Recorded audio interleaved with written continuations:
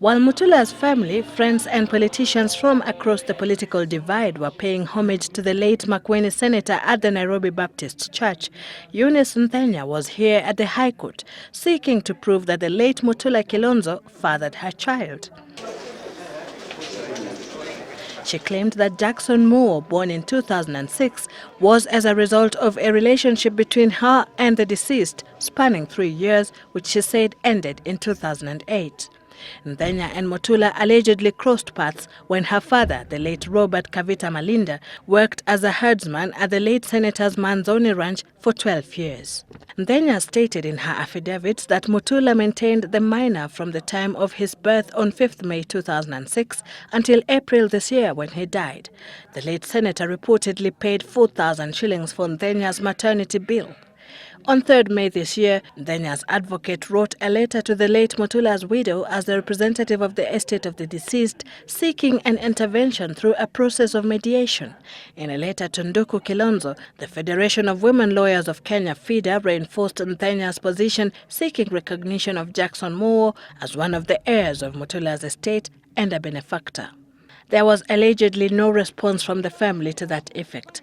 And with a date to Mutula's burial, Nthenya today opted to move to court to get orders for a DNA test before it was too late.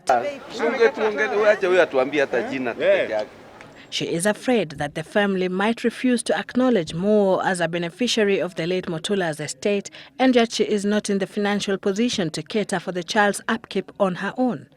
Nthenya's lawyers pleaded that in the best interests of the child, the application be heard with urgency, since the minor's rights as a beneficiary of the estate of the deceased will be greatly violated if the child's paternity is not determined before the deceased is interred. Justice Luka Kimaru directed that the burial of Mutula be halted, pending extraction of DNA material from the deceased body. However, in a replying affidavit, the Mutula family, through Archer and Wilcock advocates, a consultant pathologist and forensic specialist, Dr. Andrew Kanyigashi, who conducted postmortem on the late senator, assured the High Court that after the postmortem, numerous samples of blood and tissue of the deceased were retained and preserved. The samples, he says, are sufficient for such medical tests and any other that may be requested. In that case, Mutula's burial will go on as planned tomorrow, as tests to establish whether Mutula was indeed the father of Moore continue.